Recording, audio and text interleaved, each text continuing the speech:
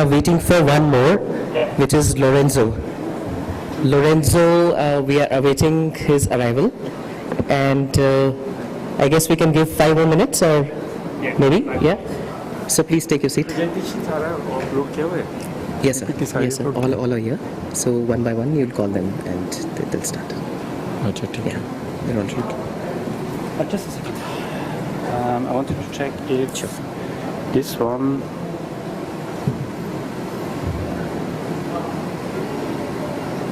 Because he sent it with an audio, and I'm not sure if it's working or not. Audio. Welcome to all of you. Introduction. Dr. Dinesh Tyagi, Peter Parichek, and Lorenzo.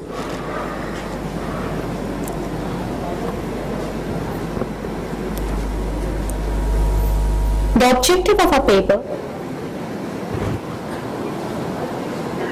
So I would request the chairs to please start the session. Thank you.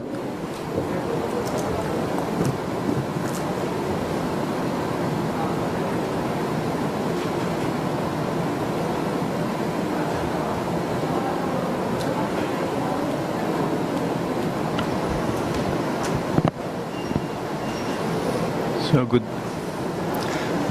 good afternoon, everybody. I'm Lorenzo Cantoni from Switzerland, Università della Svizzera Italiana. I'm very happy and honored to kick off this session devoted to contextualization. So basically we are going to listen to a series of presentations which will provide details about how to integrate information communication technologies in specific areas relevant for government and governance. And the rules are the same as in other tracks, so basically you will be given around 10 minutes for presentation, and then we'll have about 5 minutes for further conversation. So make sure, I'm asking everybody just to ask proper questions, not reactions or making a presentation yourself, okay? So that's very important. So coming from Switzerland, I will be really focused on making sure that it works like that. So let's start with the first presentation, which is about river pollution detection using Google Maps.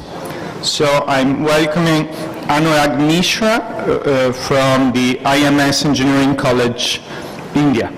Please, the floor is yours.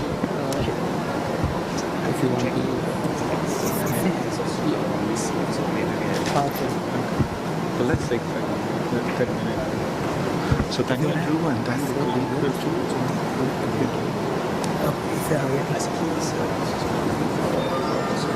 Okay. My name is Piyush Agarwal, and today I am presenting a topic, river pollution detection using Google Maps. Before beginning, I want to tell you that this was my final year project in the college, and when I see a good response of other people, then I take it further forward. So when we talk about river pollution, we say in India people say that Ganga river is very dirty, Yamuna is very dirty, but we don't see the source why they are dirty. Like when we see Ganga river is dirty, it is not dirty all over, but when we take out samples of Ganga river, that points are dirty. So our main focus area was to find out all the samples of the Ganga river which are dirty and which are cause of the water pollution. So when I say problem of water pollution is very serious. So what happens when in an area we study population and pollution? What happens? There is an area, there is a density of lot of pollution, but the population is less. So we are not considering that area, but our main focus point is where the pollution is more and the population is more. We are targeting only those areas. Like we see, today people are very sensitive in seeing the places which they want to take their house land. So according to my project, what I will show you in my further slide, it can help people take their land, take houses in particular areas.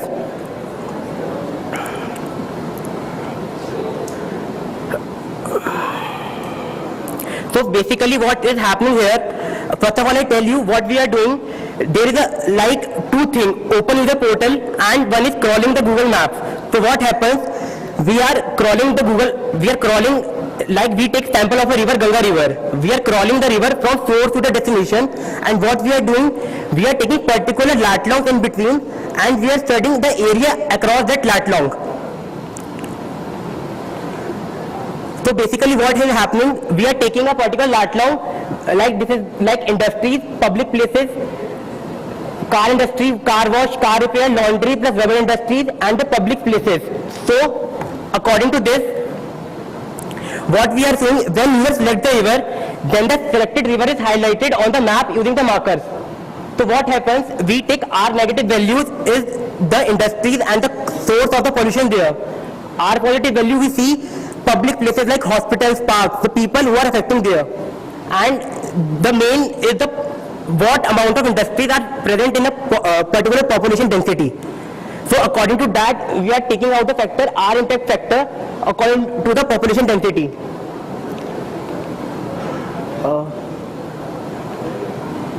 We have also created an open user portal in which what we are doing, when we crawl a Google Maps and find out like on a particular lat long it is severe, then we integrate it with the open user portal to identify whether that area is under severe condition or not. Like this is the visualization on the map. What happens when I say like this is the result, like this is the Ganga river we studied in our visualization. What we did, we calculated out the R impact factor and we integrated it with the open user portal, and then we got some severe results. Like we considered according to these threshold values which I have given, 0.8, less than 0.5 to 0.8 and less than 0.5. After that, what we did, we have an RGS tool. What we did, we plotted that points, Ganga river points onto the GIS tool, and like it can be beneficial to the government to find out which are the areas which they have to consider regarding increasing of water pollution. Not all the areas. So basically what happens, a report is generated with all the major cities on the bank of selected river. The report indicates the causes due to which the water pollution is high in the area.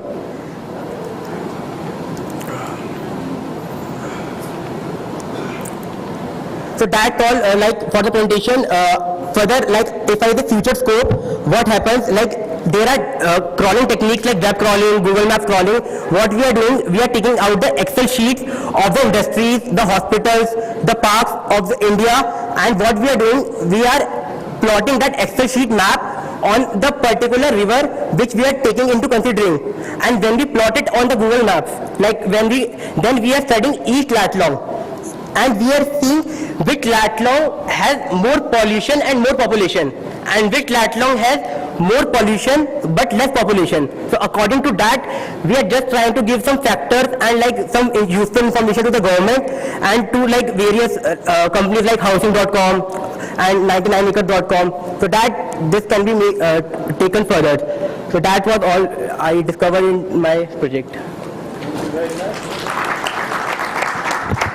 Thanks a lot for your presentation. So now there's room for questions. I will start with one question myself. So your system is fully implemented already, right? Yes. And who is using it? How many people are using it? Sir, basically what happens, we have made a proposal of this, all this documentation, and we have passed on to the housing.com, and currently we are in under development. Like we have the complete project ready with us, the complete idea with us. Like what happens, we want some more data to be collected so that we can have more relevant data and we can compare it with previous papers. Like there are a lot of previous papers on internet in which people have compared Ganga river, Yamuna river, Godavari river. So what we are doing, our analysis, we are comparing with that web papers, how much accurate our data is and how they are saying that their data is accurate. So basically if you are saying that who is implementing it, like we are only implementing it and we are only taking into the developing phase. Like we have more data, like we are the complete model is ready. We have to just flow the data on it to see the actual results.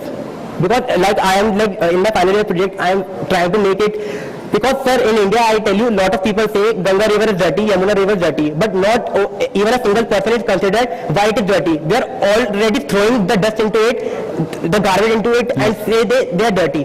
So that's my... Okay, thank you. That's right. Any further question?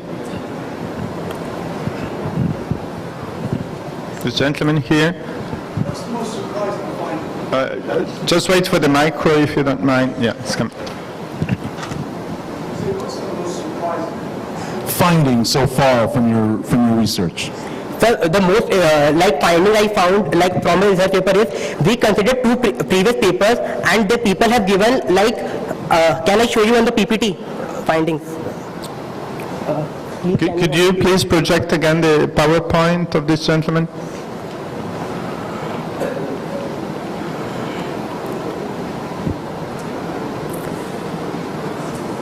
Yeah, it's coming back. You see here, these are the data we have considered. This is Ganga River, Yamuna River and Godavari River. What happens, the data you are seeing here, it is in 3 points, black, severe, then blue, then pink, it's normal. So this data exactly matches to some of the papers previous year's data. So according to at my level, I can consider if this data is comparable to the previous year data where people from different outside universities have written this river. So now I am comparing the data with them and these are my findings, and that is according to the Android application which I present to the other people. Right. Thank you. Any further question? If not, I might ask one more question about how are you going to develop? So have you got any dreams about further developing this? So basically what happens in this I can generate heat maps and cluster of it using the ArcGIS tool. So first of all that when we say we have the information and we have the useful results of that information. For further development, personally, I want to there is a company map of India, which what that company do, you give the data to them and they will show the data which you will give them, they will show in their map. So further development is that when I will create a proper data set on the ArcGIS tool, I will forward that data to the map of India company and they will be able, you can imagine a Google map which showing the rivers with dirty, this area is dirty. You can imagine a Google map in which you are seeing a Ganga river, black, green, red. So you can imagine that type of development I am seeing in the further. A Google map with the data related to river. So that when people plan their holidays, so that when people plan their housing, their land, so they can see that river data. They don't need to go to housing.com, 99acres.com. Yeah, something like the information about traffic on Google Maps. Yes, if you say traffic, in my it's river pollution. Okay, perfect. What kind of data sources do you use for your investigations? So basically what we do, we first of all do the Google Maps crawling and we have find out the data from the Google and we do web crawling. When you do web crawling, you get the all industries, the river industries and their address, and then we geocode that address into the lat long, and then that lat long we plot it on our Google Maps. What we do web crawling. Yeah. If I say web crawling, then we find out the industries, all industries power industries on the particular lat long, and then we generate an Excel sheet according to that, and we plot that Excel sheet on our Google Maps, and then we go to one by one point of Google Maps to see, okay, at this point, this much of area industries, this much of it is population, this point, and according to that, we are just trying to give a approximate data so that it can be shown in appropriate manner. Okay, thanks.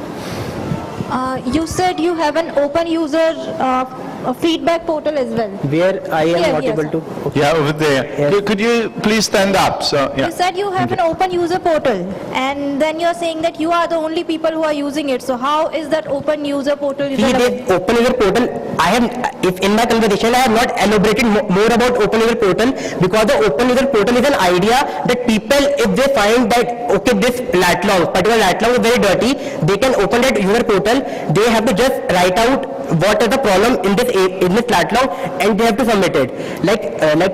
Sir said, how are you further developing it? So in my further development, I want to crowdsourcing, that people can also put their data if they have their own data, and we can combine it with our own data. It's like what I can do in the next year or what I can do in next 6 months. That's why it's open user portal. So that is like something which can be taken forward, but first of all, like what I have done should be implemented first. That's all. Any further question? Over there. There's a question, 2 questions over there. If you could just grab the micro. Good afternoon, myself Dr. Rajiv Chechi. I just want to have information from you that you are doing whatever you have in your mind theoretically. So is it possible that we can do such type of thing practically? Suppose we are starting from Rishikesh, then Haridwar, then there will be so many cities from where we'll get some actual data so that we can compare the actual facts with whatever you are trying in your research. So basically, whatever the work I have done is on actual data. Like it is not like I have just put a model into it. Yeah. Whether I have done a little amount of work, but whatever the amount of work is like practical work. If I will show you in a real-time scenario, like what happens exactly in the application, like when you will select the real-time Ganga river, and you will be the data will be crawled from the web and will plot on the Google Maps, and you will get an approximate data of the practical data, not of demo data. It is all is practical. Maybe it is little amount of stuff you are seeing here, but it is all it is practical. It is on runtime. That sample you have taken yourself or somebody else is providing that samples or means water samples? So basically, like I am like a co-author, and my professor Anurag Mishra sir, like he has helped me like building this model and how I can take it further. So basically, I have worked under guidance of him, and whatever the guidance I like got from him, I implemented that. It's really good work. Thank you. So nice. Thank you. Thank you. Yeah, you are a co-author. Yeah, please. We are like Yeah. both working together. Absolutely. So actually what is happening here, like what we have done, we have created a model of regulating a river on the basis of pollution index. Right now, this is the half work done. Now next work is we have to actually validate our results with the outcomes. The one thing is that we just go to the places from origin to the destination of any river, and we would be just measuring the river content and all. The first thing is that. Now another thing is that we just get a Excel sheet from the government or somebody which monitors the river pollution. So we have created our model. Now the rest thing is that we have to validate our results. This is yet to be done, sir. Right, sir. Okay, thank you. Yes, any other question? No, thank you. And the Piyush is the student who is already graduated in 2016, as this conference took 1 year to happen. So already he's been working with 2-3 companies in a 1 year switching and all. So this was very much difficult for me to track the juniors of the Piyush to get along this work again and again. Anyhow, Piyush and his colleagues have done a very good job. And please, any more question, I am pretty much happy to. Very good. There was another gentleman over there willing to ask a question or not? No? Apparently no. So please join me in a round of applause. Thank you again for your presentation. Thank you. You're finished. Thank you very much. Now I'm inviting my colleague, co-chair, to introduce the next presenters. Thanks, Lorenzo. Good afternoon. My name is Peter Paracek, and it's a pleasure to be here and to see the progress in the research and also in the practical field. Our next talk will be about the Bangladesh justice audit.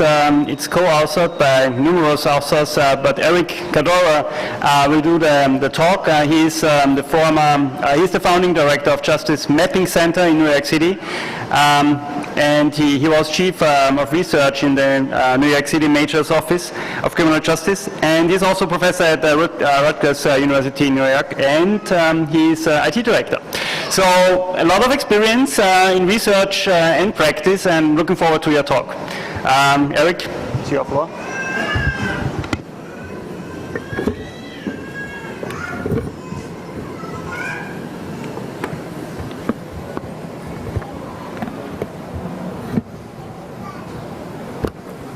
Okay, thank you, Peter. Thank you all. And I'm up here, as Peter noted, really representing a large team of folks who I am simply speaking for. I'm going to talk a little bit about criminal justice today, our favorite subject. And I want to talk a little bit about what we call the justice audit, which is a way of understanding criminal justice information, particularly as it's being applied and worked in Bangladesh. So the justice, the justice audit is a collaborative, updatable, data-driven approach to understanding and, most importantly, visually depicting the criminal justice system. And I say system here with a little bit of pause. We all call it the system, but we all who are involved in it, or even in fact subject to it, know that it is not a system. It's a group of loosely related institutions and agencies, all operating sometimes in an uncoordinated, counterproductive fashion. But nevertheless, we're going to give it the benefit of the doubt and call it the system. The justice audit is unprecedented in its depiction of the system as a whole, from crime and policing, through courts and adjudication, to sanctions and prison. This has never been done before. Most data depictions of the system are individual, a little bit about crime, a little bit about police, a little bit about courts. At the same time as depicting the entire system, the Justice Audit data site also enables government, researchers, and the public to drill down and investigate each of these components separately, individually, in great detail, and at finely grained geographical levels, which is particularly important in criminal justice because so much discretion, regardless of law, takes place at the local level. The result is a unique web-based digital tool that increases the capacity of government to enact highly strategic reforms whose impact now have the potential to reverberate throughout the system, not just stay in one particular domain. Right? So, how does it work?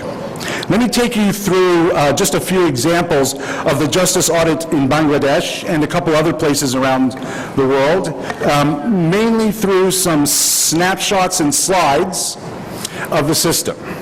Okay? The audit is really more like an annual medical checkup.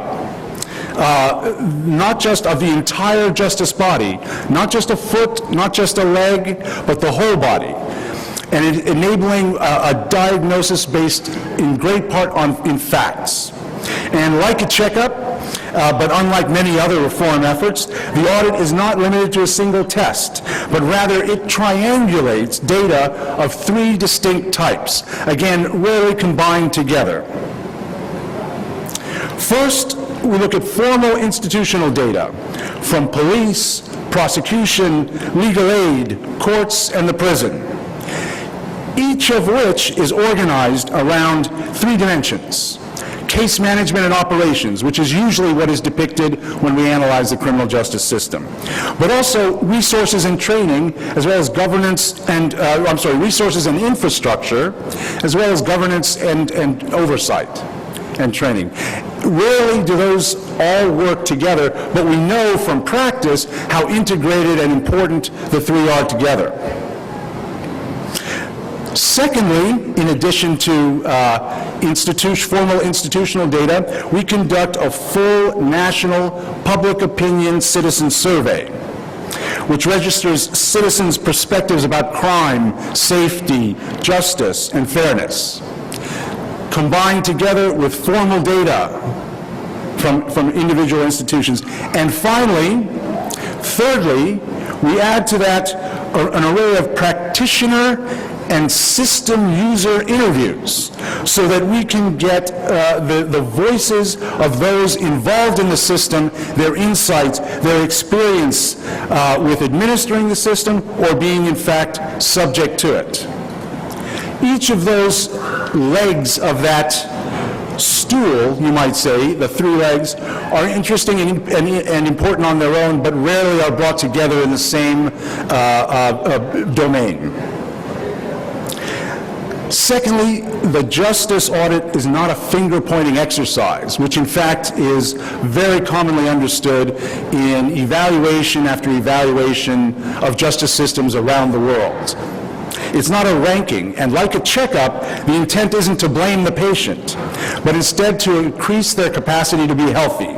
Indeed, the audit itself, the process, is designed to alleviate the near universal resistance, reluctance, hesitancy of formal institutions to reveal data that might in fact reflect badly on them. And let me just take a minute. I mean, anybody who collects data from formal institutions, whether it's the justice system, the healthcare system, or any other system, is very familiar with that fear, and that fear is universal, and it's understandable. However, we work very closely in collaboration with government. We go through reams of administrative data. We filter through thousands of survey responses. And we go through dozens of practitioner and system user interviews. And they're all collected, analyzed, amalgamated, and transformed into high-tech 3D graphics, as seen here in the snapshot, one snapshot of the Justice Audit Bangladesh, which are visually compelling and easily accessible to users ranging from researchers to government workers to policymakers. But all importantly, along the way, the collaborative process of producing the audit, of going through these reams of data, understanding them, organizing them, builds a kind of data fluency and a kind of confidence among the system's administrators in the meaning and use of their own data, which seems self-evident, but is rarely so. Rarely do institutions well understand the meaning of their own data.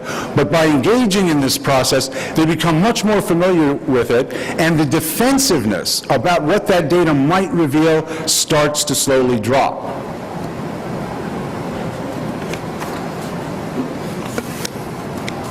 For example, depicted here in another screenshot from the audit is a three-panel interactive view, which illustrates on the left side, the left panel, resources available at the district courthouse. How many judges, how many copy machines, how many cases per judge, etc.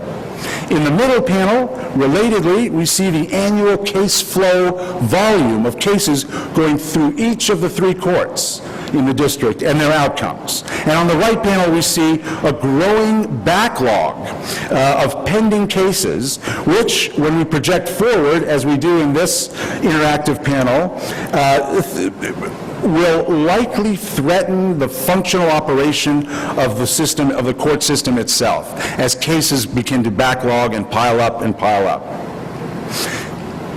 At the same time, another three-panel view, this time of the prison system, similarly looks at the left panel at resources and gives us the prison budget. In the middle panel, it helps us look at the length of time defendants are spending in prison under trial, awaiting their cases' resolution. And then finally, on the right, we use practitioner and user interviews to show the defendants' attested lack of understanding of the status of their own cases as they're sitting in the prison.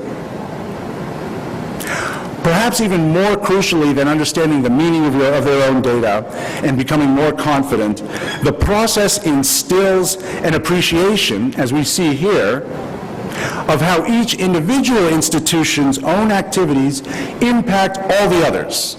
Again, something rarely done together. There's nearly no coordination among those actors. And this affords an unprecedented opportunity to coordinate reforms that have the potential to reverberate across institutions and affect the functioning of the entire system.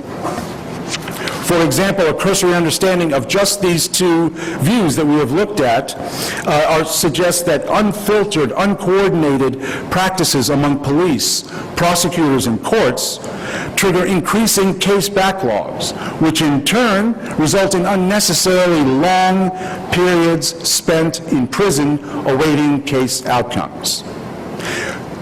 At home, where I work, tracing the entire spectrum of justice activities, from crime and arrest to prison and release, as we did in New York, for example, enabled the city to envision the system as a highway to prison, and therefore to develop and identify at each stage opportunities to build off-ramps for people to be safely and more productively taken out of the system before it gets too late. This has resulted in what is known in the U.S. as the New York Miracle. More effective police diversions, alternative bail and supervision options for the courts, substantially reduced populations in jail. In fact, in New York City, the jail population has been cut in half over the last 10 years.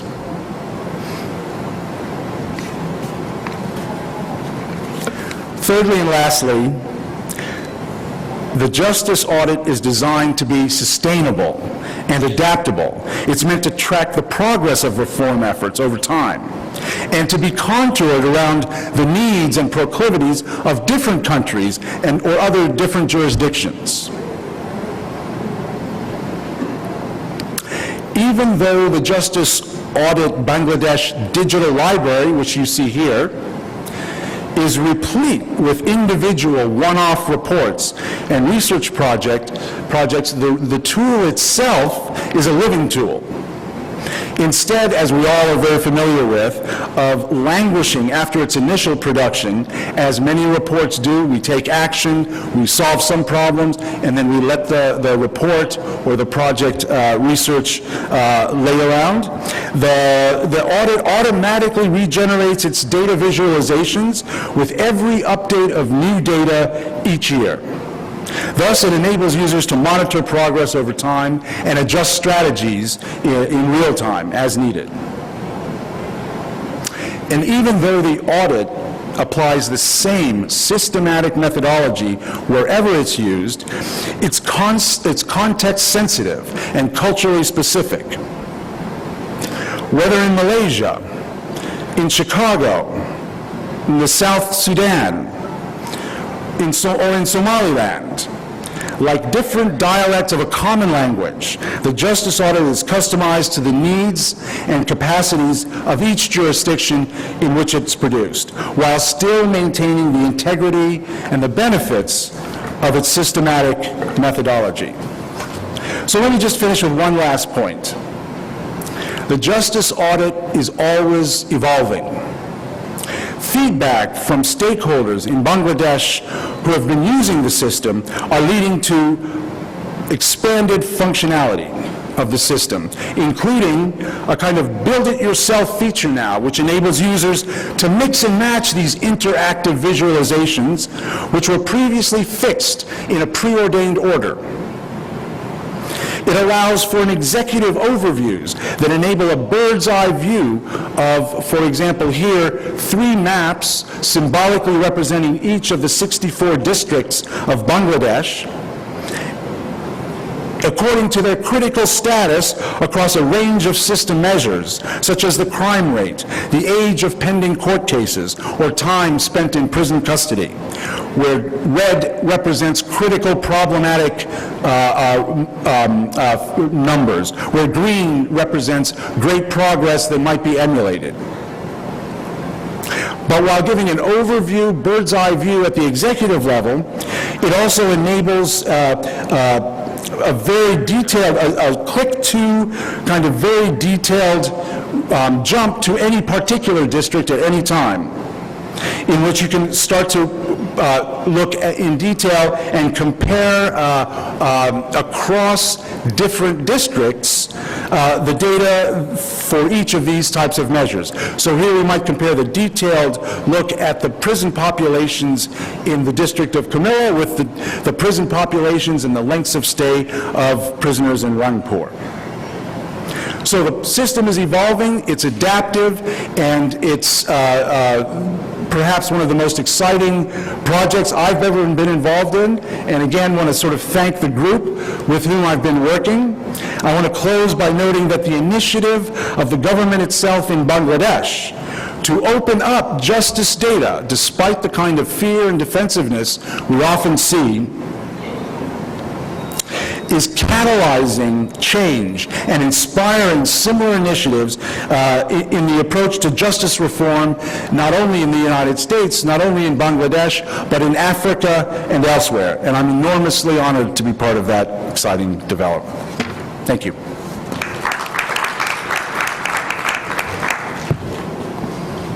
Thank you very much for the inspiring talk and the insights into your framework. I think there was that was not a question.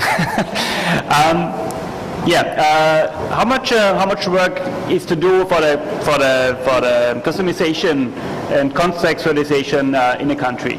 So could you give us Absolutely, it's a terrific question. Yeah. I think that because the methodology is so systematic, and because we have developed a range, almost a library of interactive graphics and geographic information system maps, because we know how we want to, we know the elements that need to be incorporated, the customization is severely reduced in terms of time and cost. We are often able to borrow models from other audits, tweak them, turn them into the kind of information that's particularly suited to a different country or a different jurisdiction.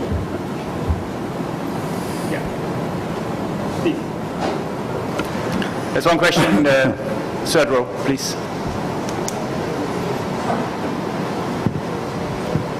Thank you very much. The criminal justice system and justice as a sector is a very political. The defensiveness and protectiveness and political infighting is something you'll never imagine. However, through a one-to-one individualized collaboration, which doesn't rush to publicize results, but works with each independent institution and agency until they themselves feel comfortable with that data and its meaning, and that they can get out front of whatever challenges or problems that data suggests about the operation of their own institutions.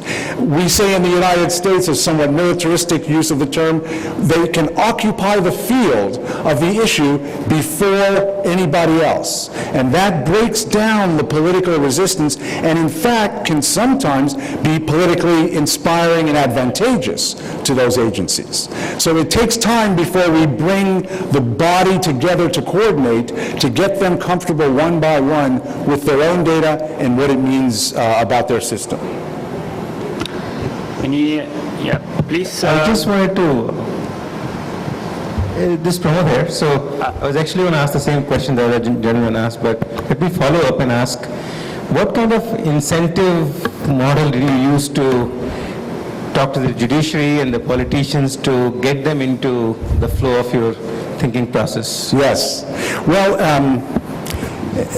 plenty of anecdotes, but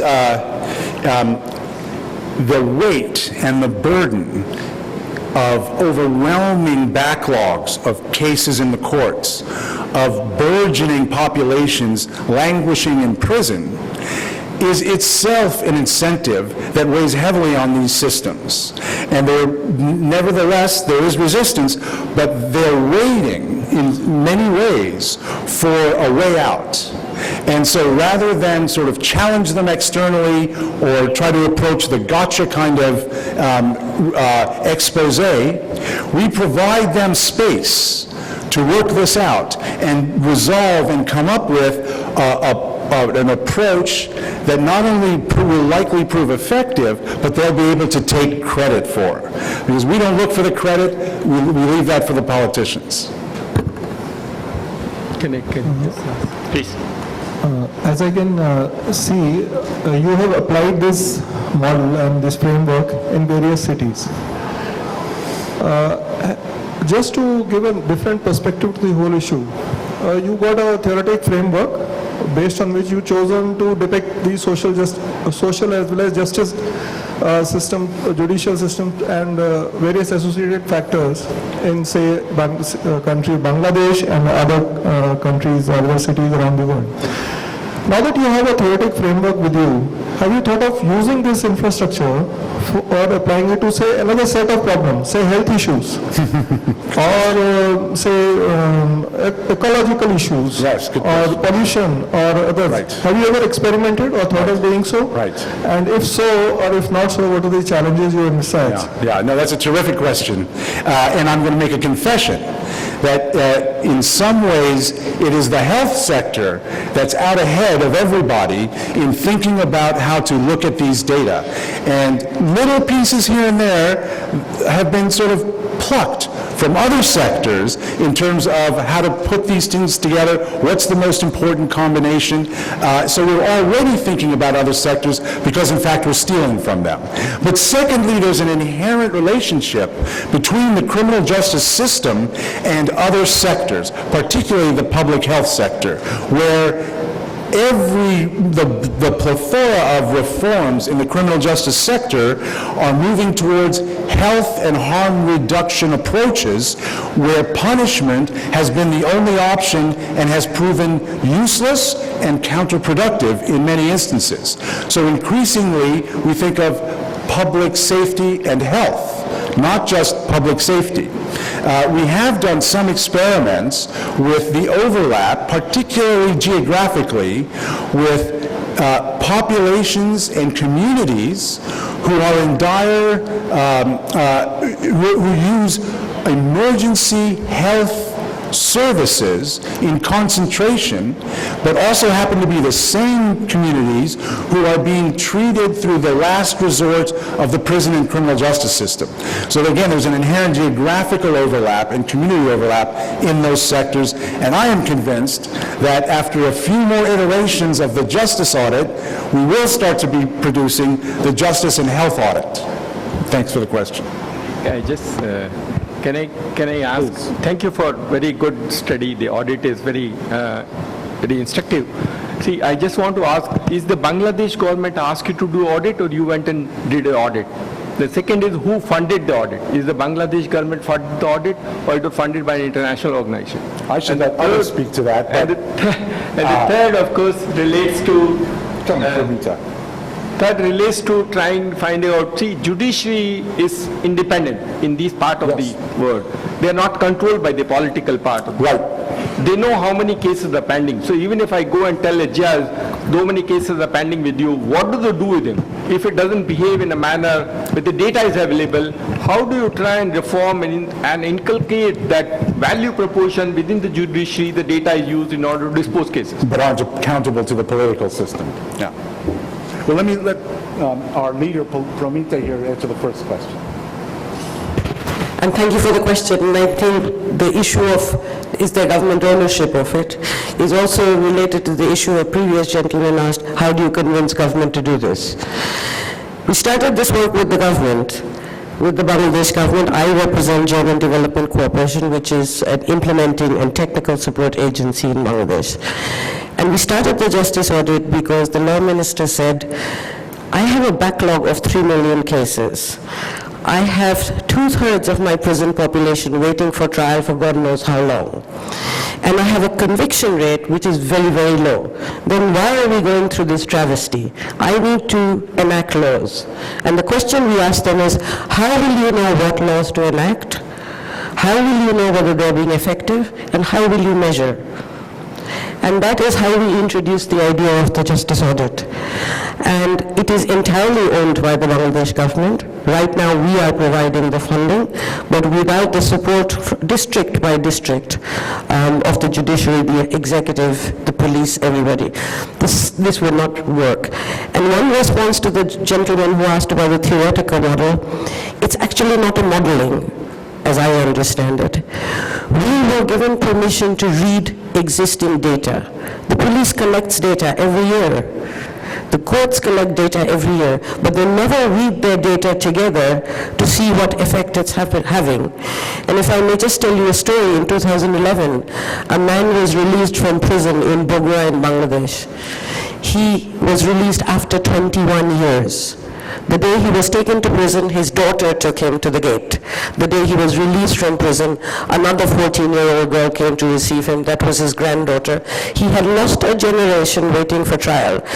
If you ask the question why this happened, you need the police to talk to the courts, to talk to the prisons, and back to the police. And that never happens. And this is not just true in Bangladesh, it's true here. It's a useful tool for any government to use. It's true in New York, it's true in Chicago, it's true in Somaliland. So it is actually working with existing data, but building capacity of people as to how to use the data and how to own that cross-reading of data. Thank you very much. Maybe then the last question, what was the most terrific change after your audit? One of your audits? Well, I'd say because the approach in general has been adopted in New York for a substantial amount of time, where there is a central now office of criminal justice coordination. It has produced what we call, as I noted before, the New York miracle, where the prison population, the jail population in the city of New York has been cut in half. The infamous Rikers Island of New York now has half the number of people in it that it did 12 years ago. And the ambitions of the city are to close the jail entirely.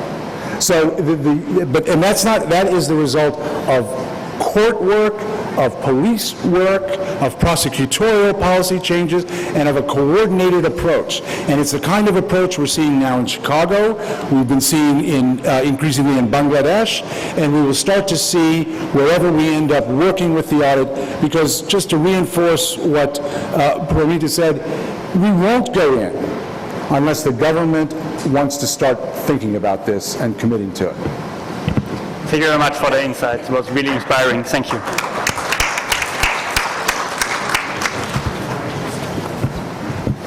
So thank you very much. So let's move to the next presentation, which is titled Using Administrative Data for Monitoring and Improving Land Policy and Governance in India.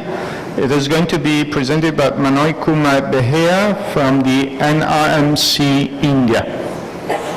Please, the floor is yours. Good afternoon. So, I'm representing an organization named as NRMC. So, land is one of the important sector we are engaged with, and for the last 2 years, we've been doing some good works with the support of World Bank, then Rights and Resources Group, and many other stakeholders. So here I am going to present some findings of 2 research studies undertaken by us, how open data is used for monitoring the SDG indicator. We have a lot of administrative open data, and there is a global demand how to monitor the SDG indicator, and I am specifically focusing on land indicators. So I am not going to all other indicators, I am focusing on land indicators. So the design of presentation like this is rationale, scope and objectives, methodology, results and discussion, conclusion. So while going to the rationale, as I mentioned, we find as a digital revolution is going on across the world, we can say data revolution is also taking momentum. Many international organizations, they have started talking about data, how open data can be used as a policy perspective. because you are using data unless it is used for in a policy perspective, the value of that analysis is not becoming productive or useful. So there are a lot of evidences, global evidences, regional evidences how this data production. When I am talking about data, I am trying to say that it is internationally comparable data, because unless we are producing internationally comparable data, we cannot compare between countries. So in that way SDG has developed certain guidelines how to use those data sets for monitoring these indicators. UNSTAT is a nodal agency, has highlighted the role of open data for monitoring the SDG indicators. FAO's vigility, which is also ratified by almost 40 countries, is also quite revealing in the way data set is used for monitoring also vigility indicators. As I mentioned, India being a signatory to major international treaties has continuously developed the statistical systems, strengthened the statistical systems. It has produced very robust data sets which can be used productively for monitoring these indicators. Coming to the land data, updated land records and the transparent transactions are quite important nowadays. India has this flagship program, Digital India Land Record Modernization Program, which is now taking momentum, and it is now pan-India implementation is yet to be ensured. And the most important thing is that land is a state subject. The role of state is quite important. So many states like Karnataka, Gujarat, they have gone ahead in modernizing their land records for enhancing transparency in the land transactions. Then, apart from DLRMP, we have identified other data sets which are also helpful for the purpose of monitoring SDG indicators. So here the scope and objectives, as I mentioned, the indicators are related to women land rights and forest rights. So these are two studies.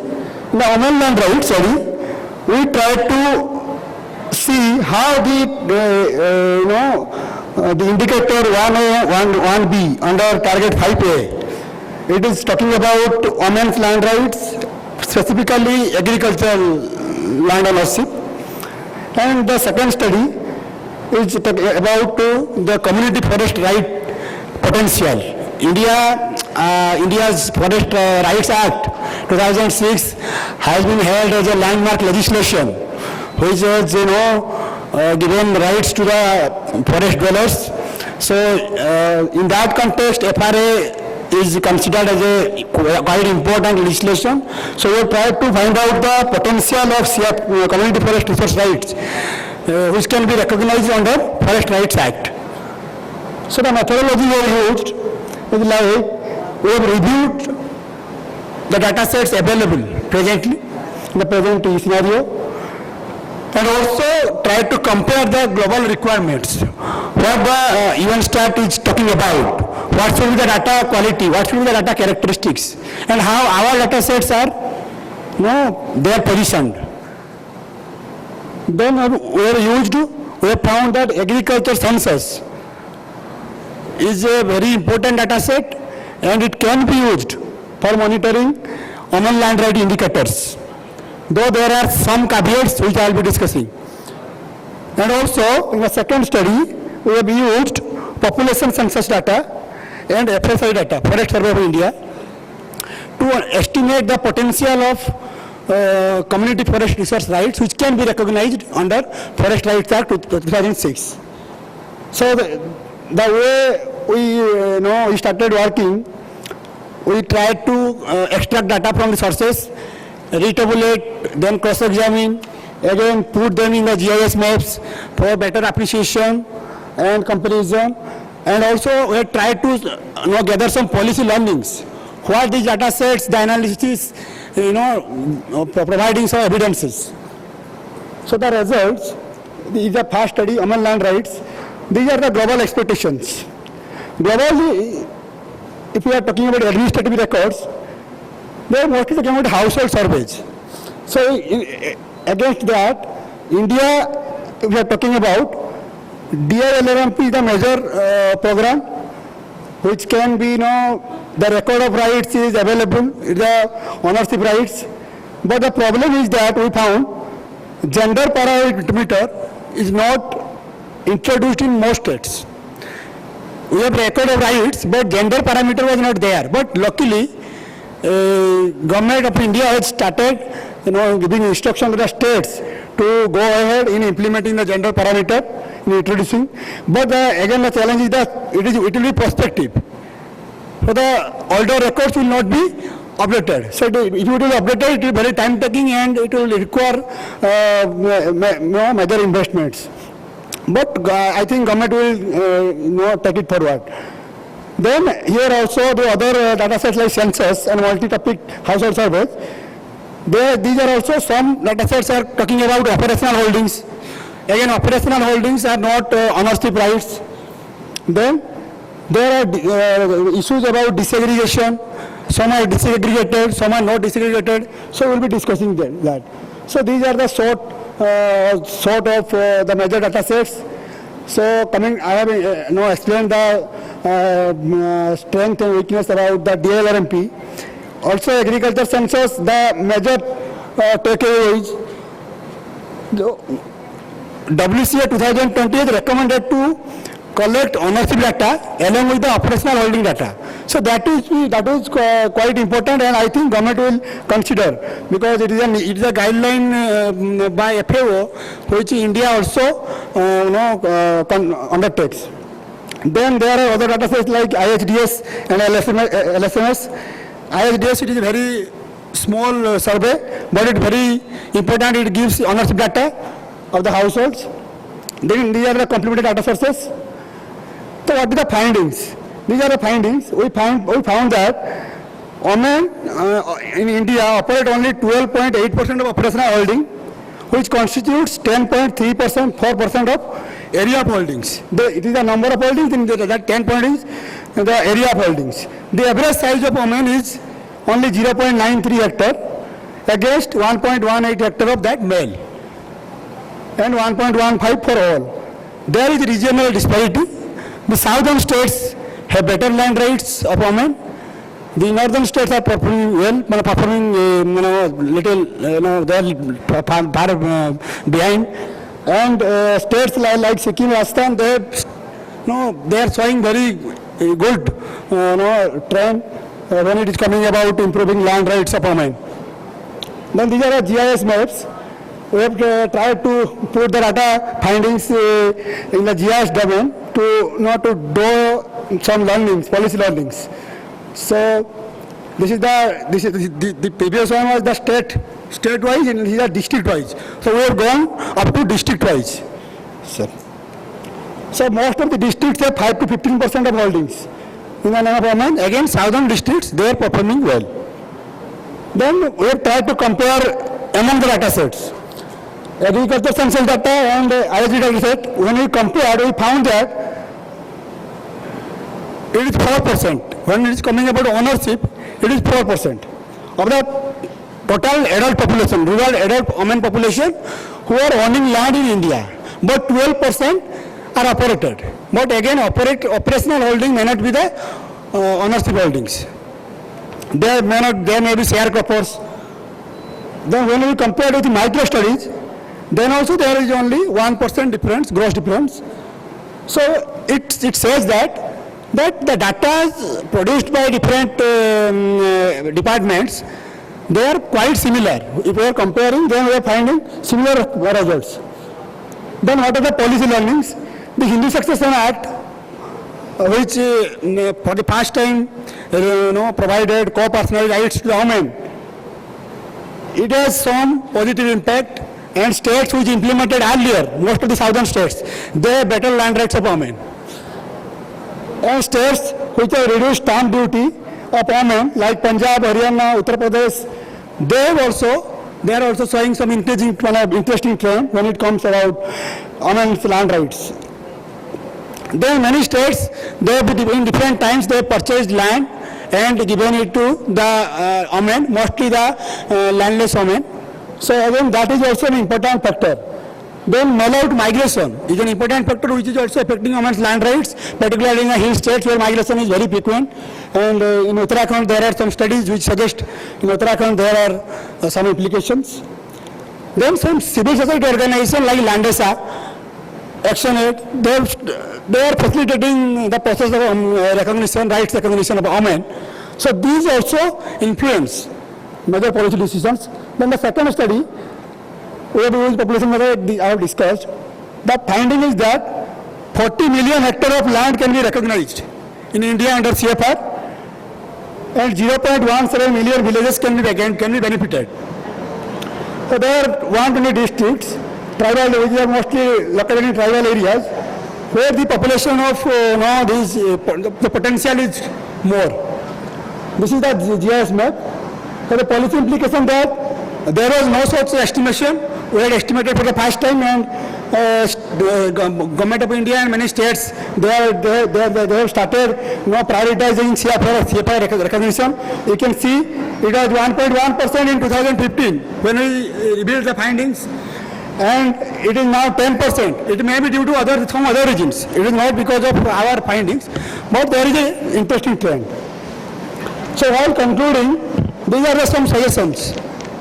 So there are data sets, but there needs to be greater clarity, comparability, coherence among the data sets for better monitoring. Then agriculture census, as recommended by World Census of Agriculture 2020, should consider reporting women's land ownership data along with the operational holding data. Then implementation of a common land tenure, which will help in monitoring across states. Application of IT and convergence among the stakeholders, which will also help in producing good quality data, monitoring. Then also some indicator needs to be developed, then some interface needs to be ensured. The one important takeaway is that when we see the high value data sets of data.gov.in, which is the open government data platform in India, among the high value data sets, land is not included. So it needs to be included. Land is an important element now, important sector. So it needs to be included. Government needs to include land among the high value data sets. Then the standards. We are talking about comparison because these are the metadata sets. We need to develop some standards. So Government of India has started developing standards, particularly in drinking water and sanitation sector. But in land sector also requires similar attention because it is quite important in the context of monitoring SDGs. So that is all. Thank you, and I would like to invite you all for the India Land and Development Conference, which we are organizing on 5th and 6th April 2017. So thank you. Thank you. So thank you for a very clear presentation. I'm asking if there are questions from the audience or the colleague from...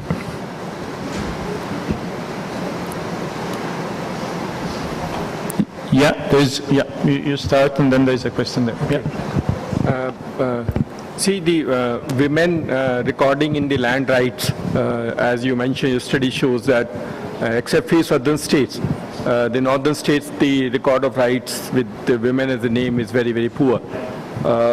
What need to be done is the conclusion. See, study shows that, but that is also inherently known to people that in North India, women is not allowed land rights because of whether the Hindu Succession Act is modified or not, is not going to have a serious impact unless the women itself organize and do something.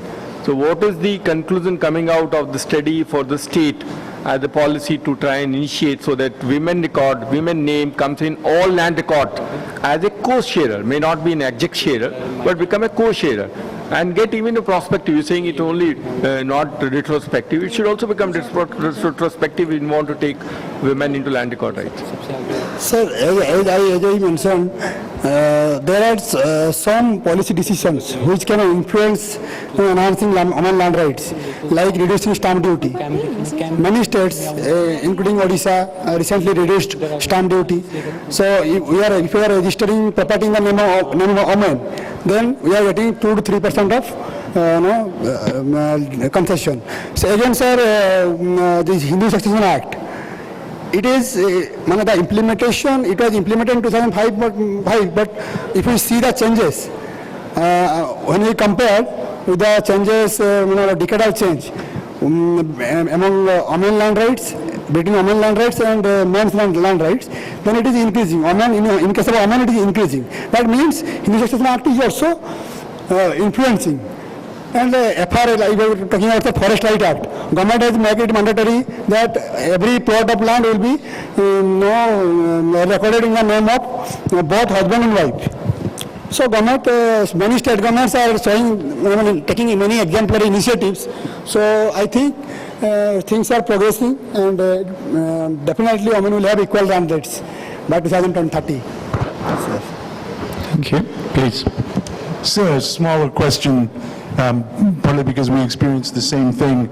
What do you think is the one of the most important factors in increasing the specification of gender in the data around land development, land ownership, and land production? What's going to increase that indicator, that distinction of gender in those data? Sorry, sir, sorry. Can you repeat the question? Yes, sure. You often find, you said, that the data doesn't always have the distinction between men and women. And so it's not disaggregated. But you do see that changing. What's going to make that change happen most effectively? How is data going to change to reflect that? No, gender was, we all know that women was always neglected. The subject was little ignored. But the way we are prioritizing, and there is a global agenda to enhance, to promote the agenda of equality.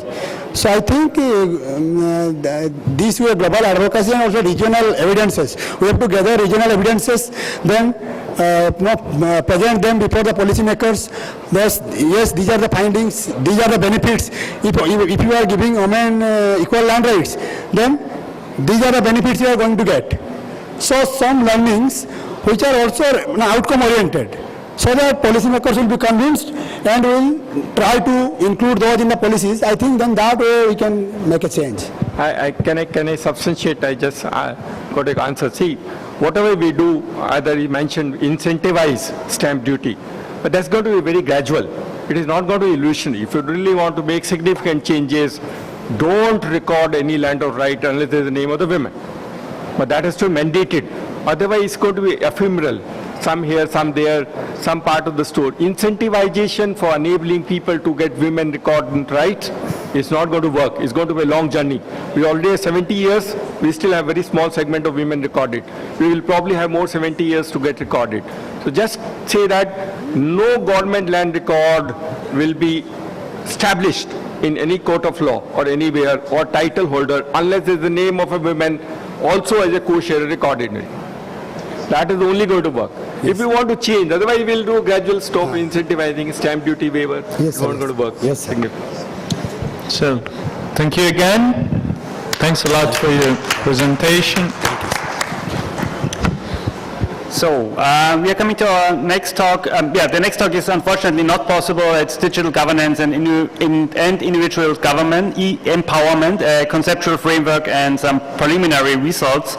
Unfortunately, the two speakers were not able to come. We tried also some technical possibilities to bring him in, but it's not possible. So we have to skip this talk. So I recommend to read the paper. It's really very interesting ideas in the paper from these two scholars.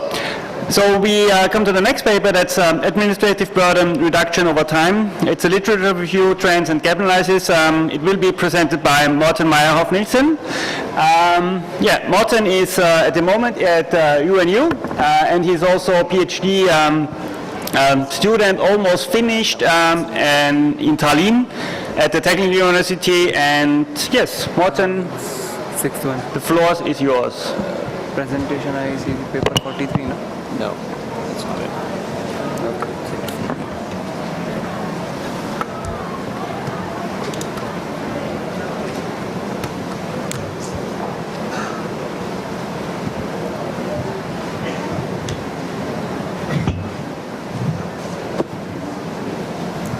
PowerPoint version. PowerPoint.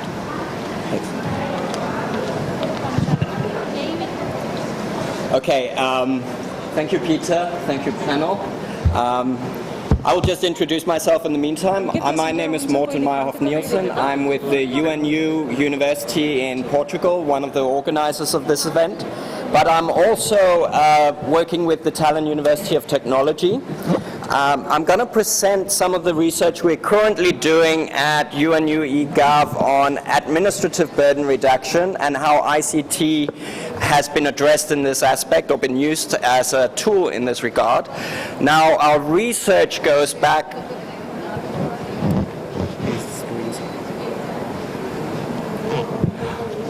to 1970, and our literature review that I'm presenting here will conclude in May 16.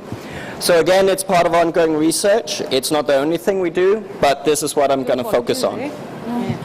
So basically what we found out in 2016 was that there is ongoing research on ABR, or burden reduction, red tape cutting, one rule in, two rules out, etc. But they'd mainly focused on a number of different things. We also saw that there'd been a number of models put into place, and most of this research confirmed that there is a potential for looking at cutting red tape. So we're talking about cutting bureaucracy, making it easier for businesses and citizens to request services, not having to fill as many things out as government may or may not like them to fill out. Organizational readiness we saw was an aspect, but basically ICT and burden reduction was indicated as having a positive correlation. Now, what does that mean? So we've set up a project. We're looking at gaining a deeper insight into ABR literature and identifying the subtopics and focus areas over the period of time since 1970 on where this focus has been in order to identify any gaps or any major conclusions. So we're really looking at trends and patterns. We're looking at the type of case studies that have been, what sectors, what areas, is it health, is it education, is it business-orientated services, is it back-end, is it citizen-orientated services. Now the ideal outcome of this project is to see if we can develop a toolkit and a framework for other authorities to do similar exercises in multiple contexts. So whether or not you're a local authority, a province, a ministry, health or education, how do you address this? How do you measure it? How do you look at it? Now I've included a couple of recognized definitions of what administrative burdens are and what costs are associated. But basically burden reduction is things that you are asked to do in order to comply with legislation. So you must fill in a tax return if you earn over a certain amount of money. You must apply for a building permit. Yeah? The cost of filling out these, or the time spent on filling out these forms, is the burden that we're measuring. So it's a cost in time, money, waiting in lines, spending time filling out forms, getting things certified, etc. Yeah? We identified 742 papers since 1970 to basically the end of May last year. About 16% of these were relevant to our topic of burden reduction and ICT. So IT and technology use. It's basically scattered out, so you can see there's a big growth in this field around the 2000s, and then obviously 2016 is quite low because it only looks at a certain part of the year, and a lot of these journals and conferences dealing with ABR are only in the second half of 16. We also see, if we do a semantics in terms of a word cloud on the topics, burden reduction is red tape, bureaucracy are semantic or different synonyms for the same. In terms of the type of methodology approach, we see that most methodologies are available. So it's empirical, based on data, or it's qualitative, based, for instance, on observations or interviews, and more assessment type things. There's a large proportion of these studies that use a mixed method. So qualitative case studies also looking at statistics and vice versa, but this is data presenting the dominating methodology used in 120-odd studies. If we look at that over time, we see that most of the studies tended to be theoretical, so the idea of administrative burden reduction, and then empirical and qualitative case studies come in later on. We also see that there's a mixed sort of dynamics in every 5-year intervals, but they all three dominate. If we look at whether or not studies are single organization or single topic or comparative, we see a vast domination of single cases. So people are analyzing what is going on in one department or in one organization or in one country, but they don't compare it with others.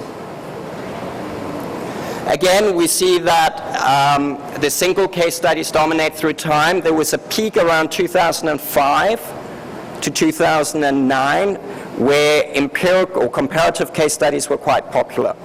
What we see is this is also around the time where the CSM model or the standard cost model emerged out of the Netherlands, and there was an increased policy focus around administrative burden reduction in particularly Europe and the US and the OECD countries. So it fits with policy attention. Now, the comparative studies we find are often lacking or limited because they don't have good quality data that compare between different organizations or different units or different countries. What we also see is of the comparative studies, the US, the Netherlands, and basically the EU countries, the European Union countries, tend to dominate this area. These are also countries where we've seen the highest level of policy focus in the period. We also see that the comparative studies tend to focus on country studies that are comparing more than 20 countries at the time. So it's based on statistical data that's available from the World Bank, the International Telecom Union, and so forth. So there are big data sets available. But that also limits the findings to some extent.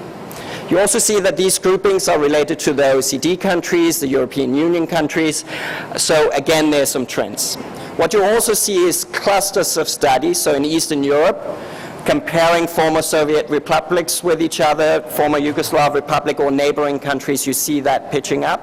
The Benelux countries of Belgium, Luxembourg, and Netherlands is another cluster. The Nordic countries of Denmark, Sweden, Finland, Denmark are another cluster where there's comparative studies.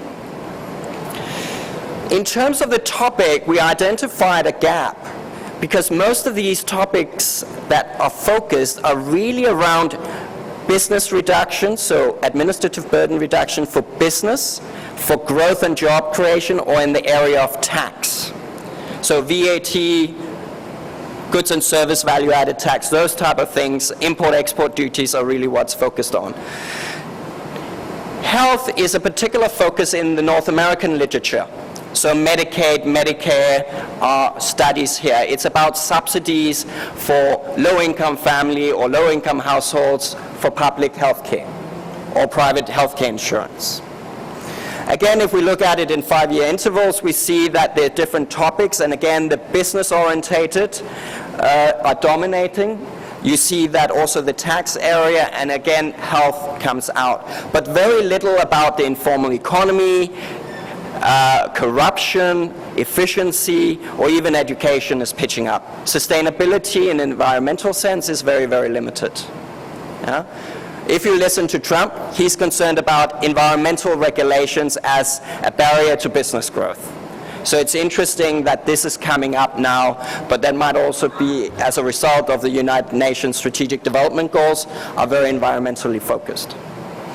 On a little anecdotal thing, I read an Economist article on the way here this week, and there was an article about administrative regulations at the federal level in the US. And they say that it has grown from about 400,000 federal pieces of legislation in the US in 1970 to more than 1.1 million individual regulations today. So if you operate at the federal level in the US or you're a state in the US, you have to link into over 1 million different federal level regulations. So you can see the type of volumes we're talking about. So again, if we dive down a little bit further and look at who are the end beneficiary of these burden reduction initiatives that are analyzed in the policy initiatives, it is mainly focused on reducing burdens between administrations. So we're talking about government back-end efficiency. So we cut regulations to make it easier for different government entities to work together. And then business. Citizen-oriented services is a very, very small proportion of the research or the type of ABR initiatives that has been in place since 1970. So there's a massive gap in the literature and in actual policy in this area. Again, if we look at it over time, we see again the patterns are the same. There was a little bit of an increase in the citizen-oriented focus around 2010 to 2014. So basically, if we sum it up, we can make a cake, a diagram, and we see that each of these 4 slices are 100% of the studies. Yeah? So there's 400% in total, which is not mathematically correct, but each quarter is 100%. If we map that up, we see some patterns in terms of focus areas, type of initiatives, methodologies, and stakeholders involved in this. So what we're basically finding is that there's a need to look at further empirical evidence in terms of cross-organizational and cross-country comparisons, drawing on good practice conclusions. So we see also there's an incredibly limited focus on citizen-oriented public service delivery and how regulations actually affect us on our daily lives. So how many forms do I have to fill out in order to get an ID card? How many forms do I have to fill in to apply for re-registration of my car, to apply for a building permit? How does that affect the cost and the quality of life? How does that link to the strategic development goals of a country like India or Denmark and those of the United Nations in different areas? Also, the role of stakeholders, different interest groups, and the end users in shaping regulations in terms of what are requests as citizens. Often you see that politicians are acting based on public opinion. So if you have very vocal groups in one industry, how does that affect the number of regulations or the streamlining of regulations in policy making? Who initiate these results? You often see that a politician like Trump or a politician like the Danish Prime Minister is reacting to business interests, to growths in unemployment, youth unemployment, and so forth. And regulations are either increased or limited or cut back in that regard. So what we're going to do, and what we're doing at the moment at UNU-EGOV, is basically looking at a context, and process model on how to map these different experiences up in order to see how stakeholders influence it, and then in the long run look at how authorities can actively work with administrative burden reduction. Because what we also see from the studies is that burden reduction initiatives look at what was the situation before we started regulating and what was it straight after. They don't look at the impact of the regulation change over the long term. They also don't revisit the regulation 5 years down the line in order to see, has our new efficiency increased, have they been sustained, or have they been eaten up by new regulatory burdens? Because regulations change all the time. So in some countries you see regulations like if you make a regulation, another one or another two or another three must be eliminated. But a clever civil servant will just combine 3 existing regulations with new rules and put it into one. So it doesn't actually reduce the burden for anyone. So those are the dynamics that we are seeing not being addressed in the literature and in the policy frameworks, and that's what we are trying to gonna fill out in the coming months. Now, I think I'm done, but if there's any questions, please feel free.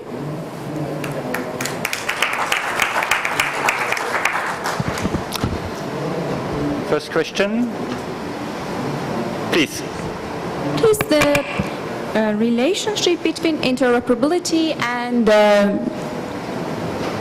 burden reduction? Is it like reduction will help interoperability or vice versa?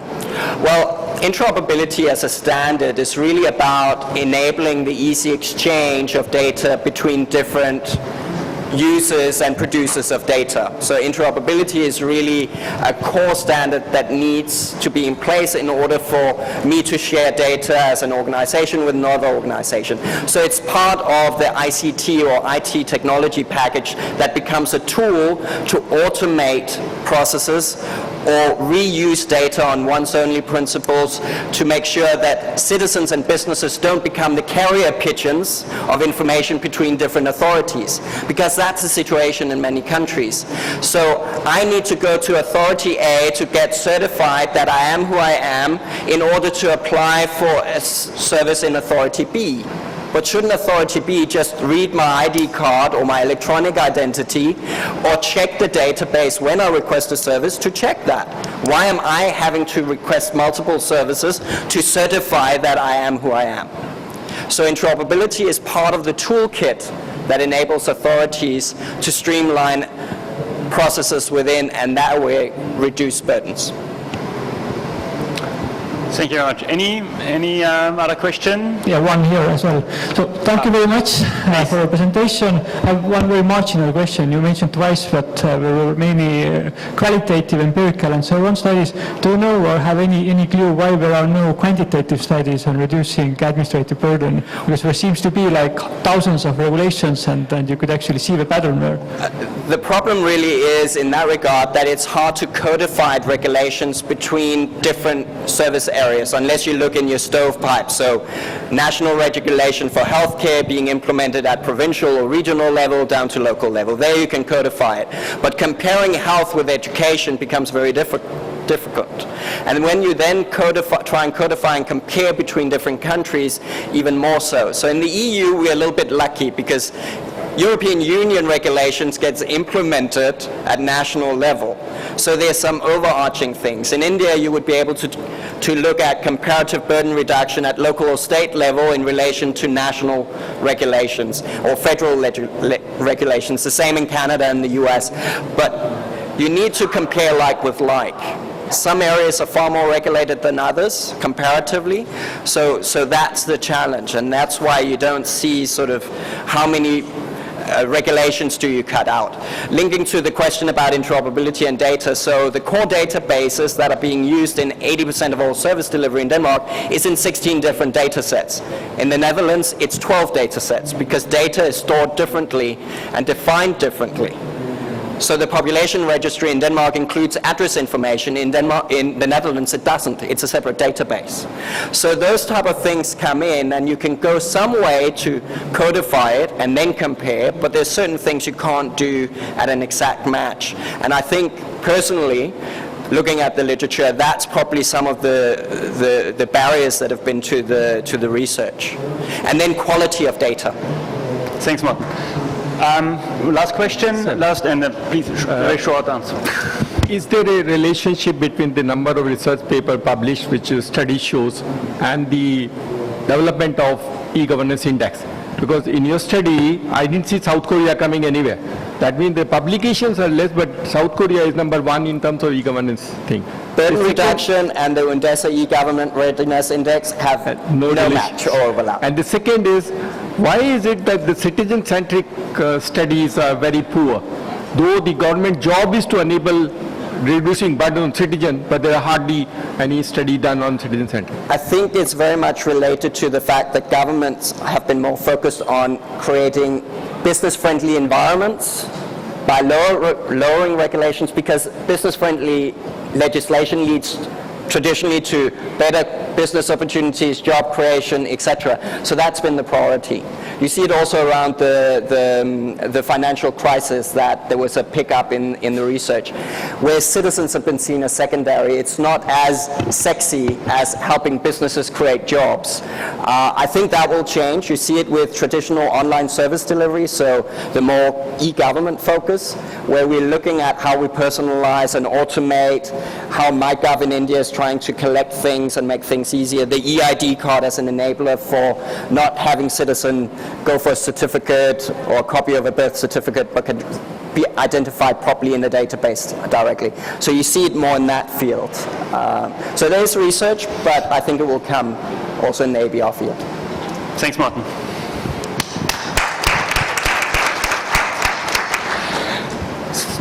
We have another two talks. The next one is the impact of telecenter on users and the experience of the Union Digital Center in Bangladesh.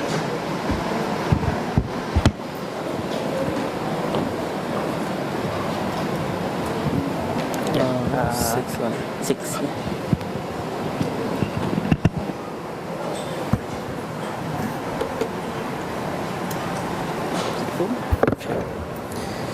Thank you, Mr. Chair.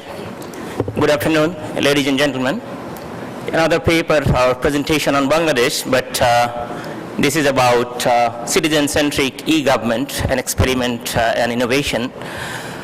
This is what I am going to share with my co-author. Actually, he is the lead author, Dr. Ghofran Farooqi. So I'll be brief, and I will focus mainly on the background and objectives and methodology part. Dr. Ghofran will present the key findings and policy implications. Now, to begin with, as a developing country, Bangladesh shares enormous challenge in terms of governance, or what we call good governance. Centralization of service delivery, corruption, inefficiency, problems of exclusion, these are only few to name. Okay?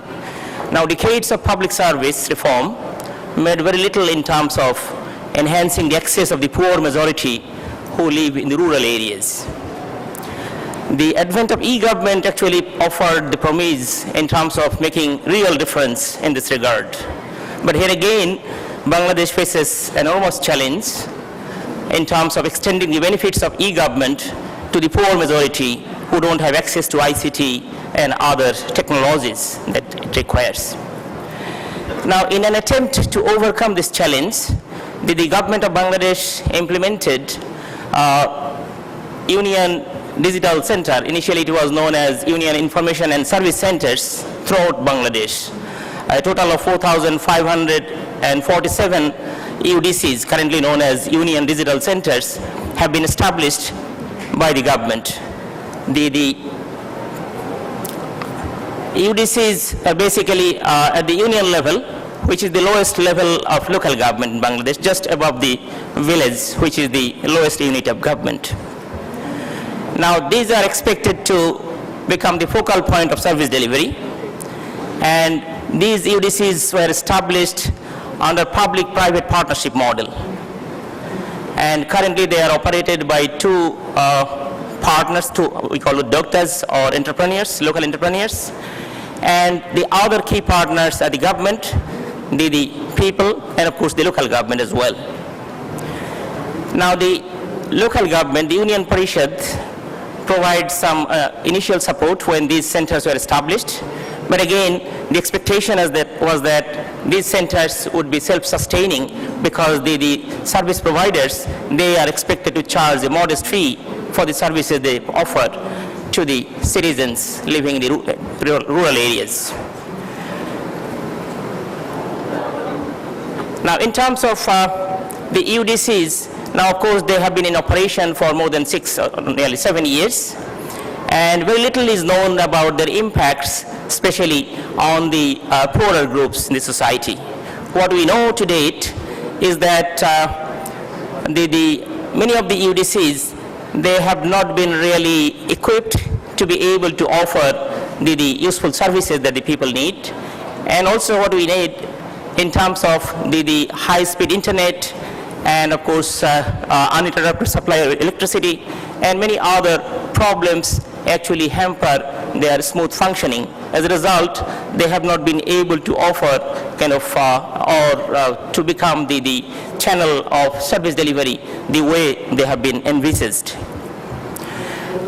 A recent government report, of course it's not very recent, a few years back, it shows that nearly 25% of these UDCs, of course initially there were lots of enthusiasm, the government and donors, they were very active, but after a few years, almost 25% of these centers, they were shut down because of the lack of income that the entrepreneurs they are expected to have. And of course, in many cases, these centers, they didn't have the female entrepreneur. Expectation was that there will be one male, one female entrepreneurs.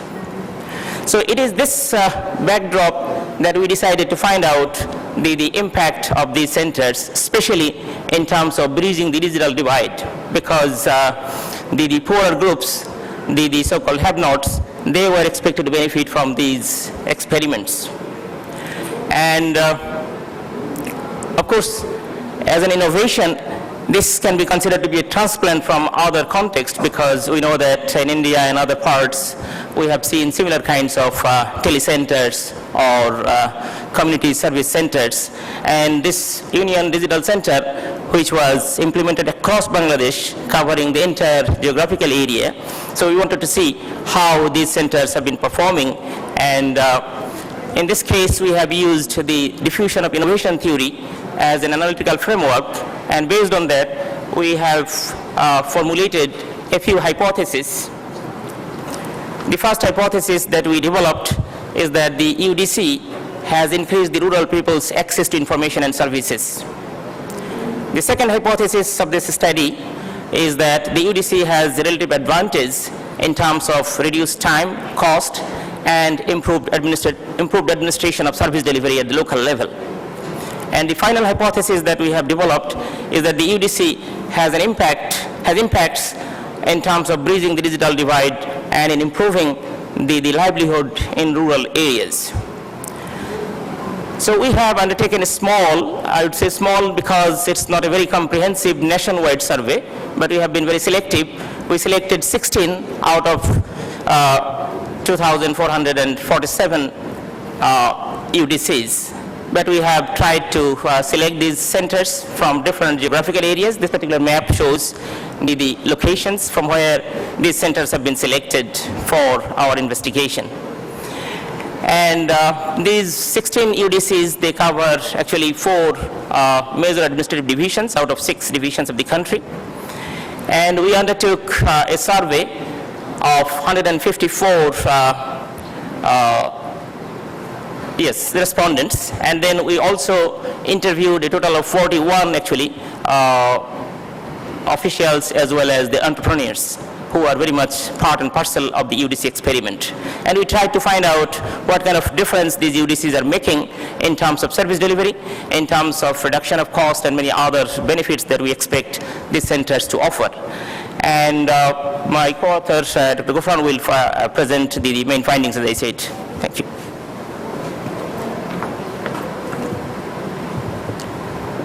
Thank you, Dr. Siddiqui. I will present the results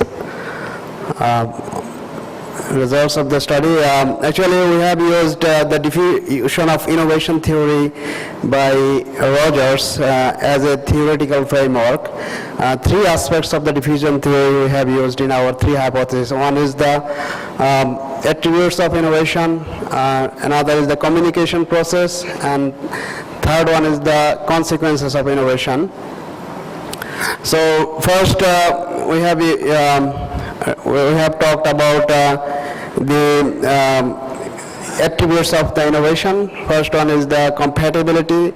In regard to telecenter, compatibility is studied in terms of the match between the service supply and the needs of the citizens. So, and we have also examine the comparative advantages, because telecenter has some comparative advantages in terms of cost and opportunity, in terms of giving people convenience, in terms of establishing better governance and administrative system in delivering services. So we can see we see the profile of the users. We can see that in terms of, we have 154 participants, about 33% of them are female. In terms of education, we can see that literate and educated people participated in the service delivery more, and relatively young people also participated more. And in terms of income, we can see that poor people's participation is also considerable. So what the UDC, the first hypothesis was regarding what the UDC provides. So we can see the range of services are provided by the UDC. From 1 to 8, we have classified them as government services, 8 as certificates, 9 as certificates, and 10 to 15 as commercial information and services. And we can see the increase in access of information by rural people.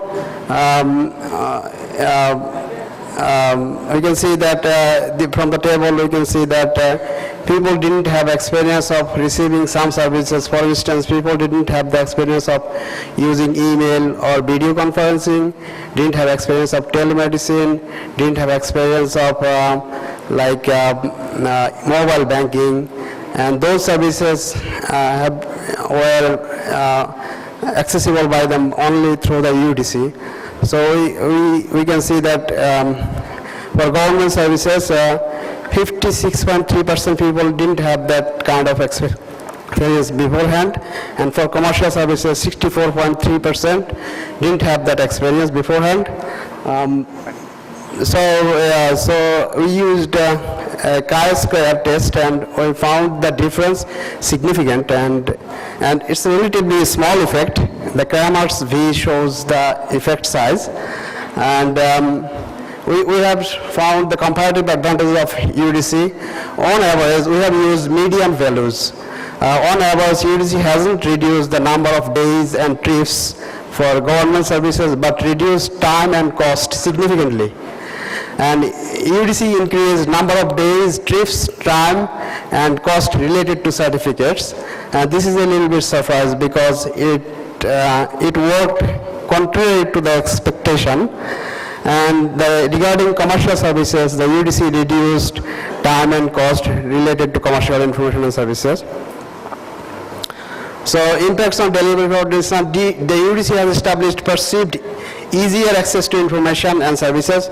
We didn't find any involvement of intermediaries for receiving services from the UDC. We know usually in Indian subcontinent, in Bangladesh too. So he talked about two types of innovation, two types of communication channels. One is mass media and another is interpersonal communication. So we have found them, but the overall communication have not covered widely distant and peripherous areas of the UP. UP means Union Parishad, is the lowest tier of local government unit where the UDC is established. It's like, I think many participants are here from India, it's like Indian Common Service Centers. So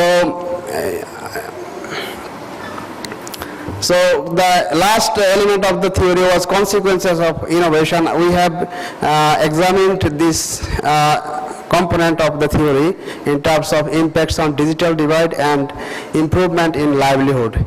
So we have found that the UDC has partial success in bridging digital divide along lines such as gender, levels of literacy, occupations, income, and geographical locations. But women, less educated, and poor people's participation is less for internet-based services. Mostly they have some manual services, certificates, all those stuff. Their participation is low for internet-based services. And government information and services are not widely available in 3 districts. Actually, we have examined 4 districts, as we have shown in the methodology section. So government information is widely available only in one district, not in other 3 districts. And the UDCs still make any significant impact on livelihood issues, such as on education, agriculture, and health areas. Because UDCs, or Union Digital Centers, are not actually connected with those providers, with the government administrative sets that are running their operation at district and sub-district level. UDC are still to be connected with them. So this has impacted its capability to reach the people. So we have found that according to the Rogers, the diffusion process involves a S-shaped curve, where first it begins with innovators who take the innovation quickly. Then it comes people like early adopters, then majority, and at last people, those who come at last, they are termed as laggards. So we found that the UDC is now being used by innovators and early adopters. So young, literate, and more educated people are the majority of those early adopters. So overall, generally, the UDC has increased access, offered some comparative advantages, and helped partially in bridging the digital divide. Hence, people view UDC more favorably compared to other alternative points, such as government offices or private agencies. So that's all about our presentation. Thank you. Thank you very much. Any questions?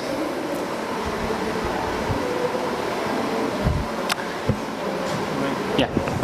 Just a quick question. I had the chance to study a similar case in Mozambique, and one of the major challenges this kind of public access venues have is mobile access to the internet. Have you seen anything like that? So new generations having access to their mobile smartphones and not being interested in this kind of physical accesses? Yeah. Yes, it's true. Yes, because if we can access through mobile, we don't need this type of telecenter project. That's true. But in Bangladesh, very few, we have mobile access, very widespread mobile access, but very few people have smartphones, or very few people know how to operate smartphones, how to get the services or information through mobile applications. So this is still, it's undone in Bangladesh. Good. So thank you again for your presentation. I think we need to move fast to the last but not at all least presentation, which is going to be focused on categorizing obstacles in e-government, formal and informal. It will be presented by Bettina Rina Bauer from the, no? By Gabriela.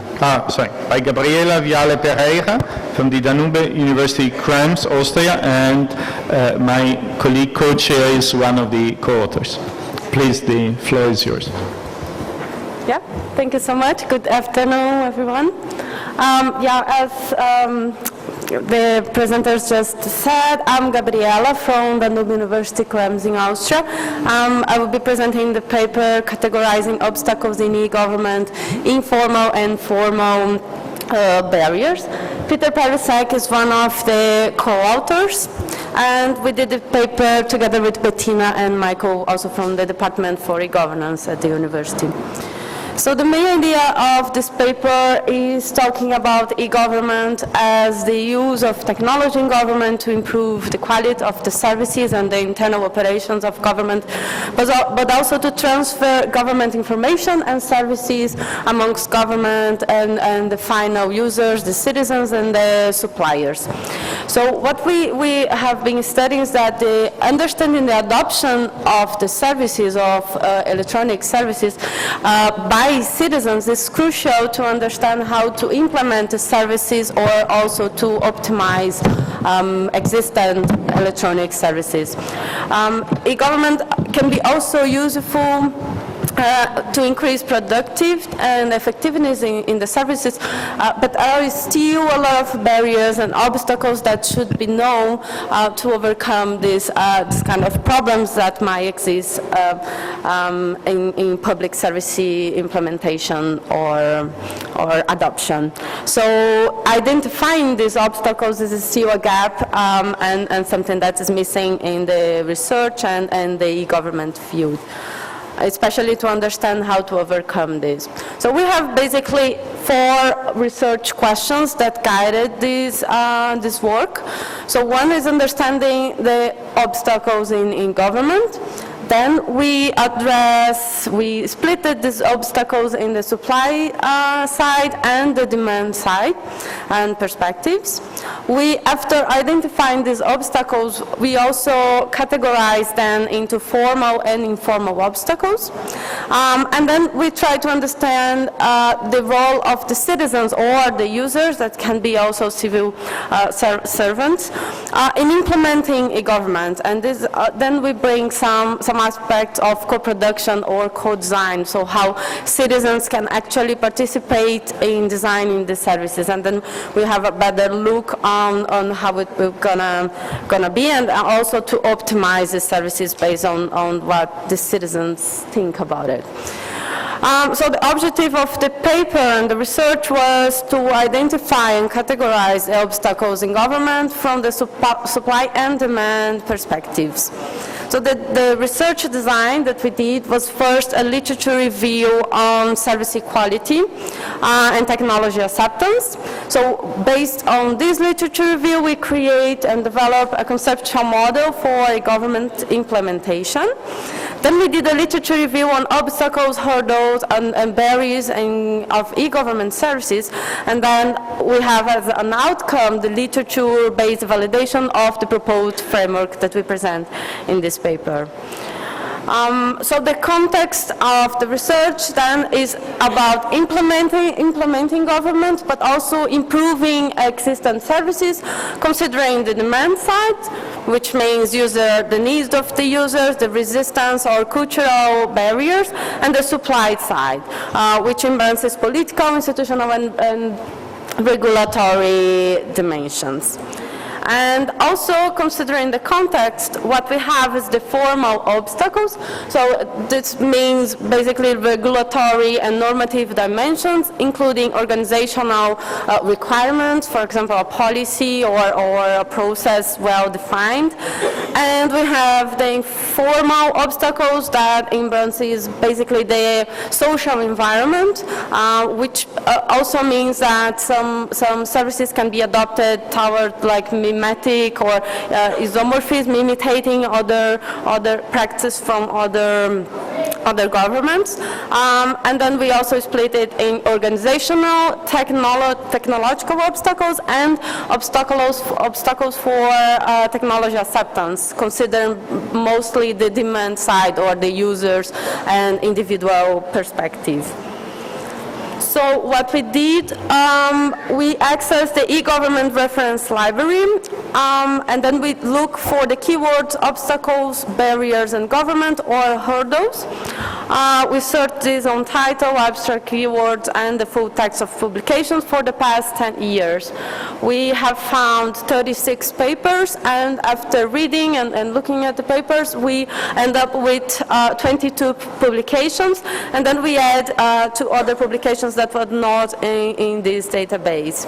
So the findings that I'm going to present here are based on 24 studies, and then we have 21 studies that address mainly supply side or implementation of government, and then we have 6 that encompasses demand side and or adoption of a government, and this is because 3 of them address and even make comparisons about supply side and the demand side. So about the findings, what we have found is that formal obstacles In terms of legal obstacles, they are mainly about like laws and privacy or of data protection, for example, and then even the lack of data protection or privacy definition. So people don't use the services because it's not clear how the privacy and the data protection will be treated in the service. In terms of organizational obstacles, we mainly found that exists a lack of financial support, and this might also be considered a barrier for implementing such a service, and also the political support. So we need political support and like clear regulations about the implementation of the service to really can go through and implement the services. And we also found some fragmentation and lack of alignment on what government goals and what government wants, and the use of ICT and use of technology in government. So even like poor interoperability is one of the main barriers. And then technological infrastructure. About security issues, this was more into the demand side, but also on the supply side. And for the demand side, we also find out that digital skills or the lack of digital skills is also a barrier for adopting some e-government services. In terms of informal obstacles, as I said, it's more into the social environment. So what we have found is that resistance to change is still a barrier for implementing and adopting government. This was clear for the supply side and also for the demand side, and some cultural resistance to change from such a service to the online version or the digital one, and the digital divide. So this is still a barrier in terms of e-government implementation and adoption. So the gap between the ones that know how to use ICT and the ones that doesn't have this knowledge. So this is still some barriers. In terms of technological obstacles, besides the digital skills, we have lack of trust. This is from both sides. So also the citizens, sometimes they don't adopt such a service because they don't trust on the public authority that are providing the service. And also sometimes the complexity of the services, so people doesn't have the ability or doesn't know how to use such a service, and then this is also a barrier. Obstacles for technology acceptance is basically for the end user. It can be a citizen or can be even the civil, also the civil servants. So the perceived usefulness, or how this will increase productivity in such a department or agency in government, but also for the citizens, how much time they will save by using the electronic version of a service and going to a place and then execute the service. Perceived ease of use, so how easy it is, and also then this go to the digital skills and the ability to use such a service and the digital service, and trust. So this is a variable that's pretty clear, that's important and can be a barrier. Also some quality specific factors, so the quality of information that has been provided, the quality of the service, the quality of the systems that government are using for providing a service is also very, very different on the papers. So what we've done from that, we propose an e-government evaluation where understanding the formal and informal obstacles can potentially be anticipated before implementing such a service. So this is important of this study. When you know what can be the obstacles, you can anticipate that and track this in another way to make the adoption even bigger than other services. And also to understand the gap between known success factors and the citizens' citizens need can be also reduced if you involve citizens in designing such a service, because then you will really know what's the interesting and what are the needs of the citizens. And then what we propose is that public services can be evaluated from a new service that can be designed together with the citizens, but also the improvement of existing services. So how to optimize the service to provide something to increase the results and the outcomes from the services. And then we use the technology acceptance model to understand the user intention to adopt such a service and then understand the potential optimization. So this you can see the model that I just explained. So you have existing services or new services that will be co-designed with citizens. You check and try to identify the formal and informal obstacles. If they are too big or too hard to solve, then you can reject the service, or you can go through implementation or improvement, depending on the input that went to the system. So we have the evaluation of the technology acceptance, and then you can also optimize the service through analyzing the adoption. So the code design can be used then to enhance and the innovation aspect and the effectiveness of the services. So you bring the citizens to make the decision and design the services together with government. There are two existing approaches to solve that. So one is going beyond the understanding of the users and citizens' needs, but questioning what's the effective requirements. So sometimes the citizens doesn't know the needs or doesn't know the true requirement that they need for accessing or for having access to such a service. So questioning this could be one approach, and another one could be also going to social media and see what people are saying about the service, and then you can optimize this based on their comments. So what we are proposing in this framework is that if you do a regular examination of the potential improvements based basically on the adoption, the acceptance and use of the service, this can contribute to achieving more citizen-centric services. So this is just a sum up of the main contributions of the paper. Basically, this difference among supply side and demand side is one of the main contributions.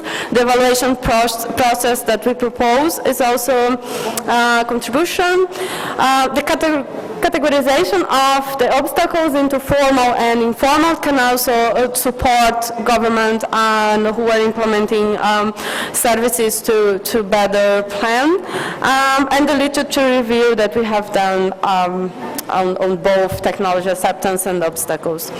So some limitations on further work. So the sample of review publications could be increased, so we can go through our external or other databases to find more papers.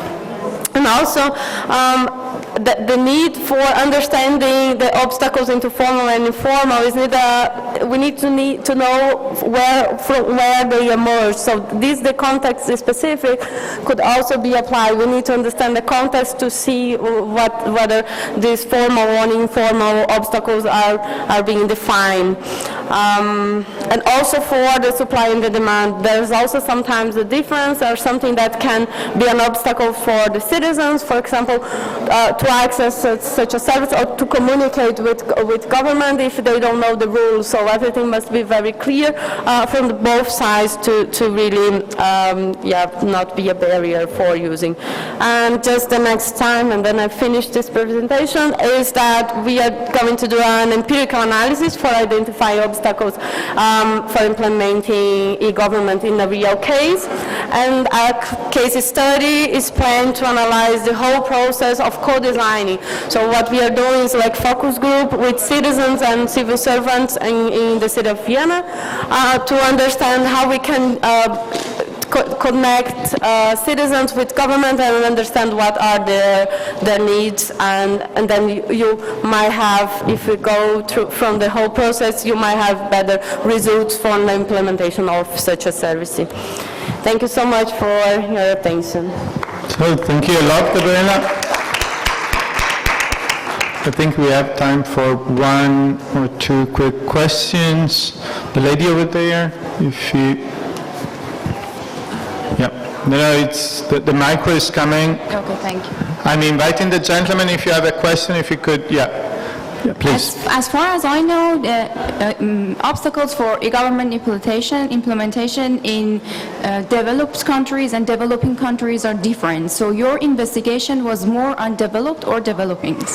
There was no restriction. We actually went to papers from the whole database, and there was a lot of papers from developing countries and developed.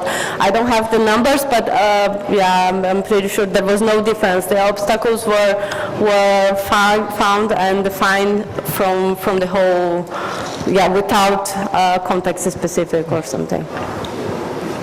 Yeah, very last question. Yeah.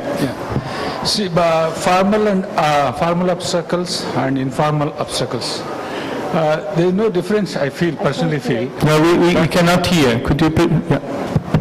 Hello? Yeah, now it's... Yeah, both formal and informal obstacles. So the observation what you have drawn, because first of all, what to know based on what criteria you have arrived to that, because I can see the corruption you have put at the formal obstacle. That is first question. Second thing is, so based on this study, which are the set of parameters has to be looked at to achieve the, whether it is short-term goal or mid-term goal or long-term goals, because the formal and informal obstacles that you have arrived, which one to look at first? So how to see that? Which one to look? Okay. Thank you. Did you get my question? Yeah, I think so. So the formal would be something to analyze. It's very context specific, so we really need to go to the regulamentations and laws of such a country, and then you must do this before implementing a service. But the idea here is to analyze obstacles, for example, for this list before you think about implementing something, and then you can bring citizens and connect everyone to identify the possible obstacles before. So then you go through formal and informal, but mostly informal. When you bring the citizens, they are more into the informal, the technology acceptance or the technological obstacles, and then you can solve this before. So you can provide a service, for example, in a smart city field for transportation, but you also can give them the training for using such an app, because this can be a barrier for adoption of the service. So I'm not sure if I know which one go first, which one is faster. Actually, the legal or the formal ones are mandatory, so you must know the regulations before you implement a service, and also presenting this to the citizens is very important, because, as I mentioned, there is a difference between legal framework that's provided by the government, and then sometimes citizens doesn't know, for example, how to communicate with government, if they can send an email or if they should go to a specific portal and then make this communication. If they send an email without knowing what to do, they might not get the answer. So understanding the legal regulations for how to communicate among them would be very important to know before. So how to disseminate this information, so government should know that this might be an obstacle and then provide a solution beforehand. Good. So I know that there are other questions, but unfortunately we run out of time and we need to allow time for a coffee break and to reset the room. So thank you again for your presentation, and thanks everybody for coming here, and enjoy the conference. Very thanks to everyone, to all the chairs and the presenters.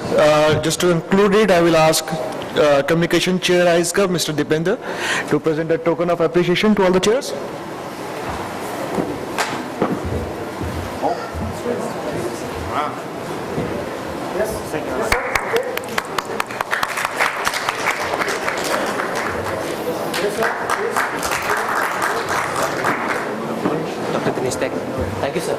Thank you, sir. Thank you. So you're staying for the right? And the lady?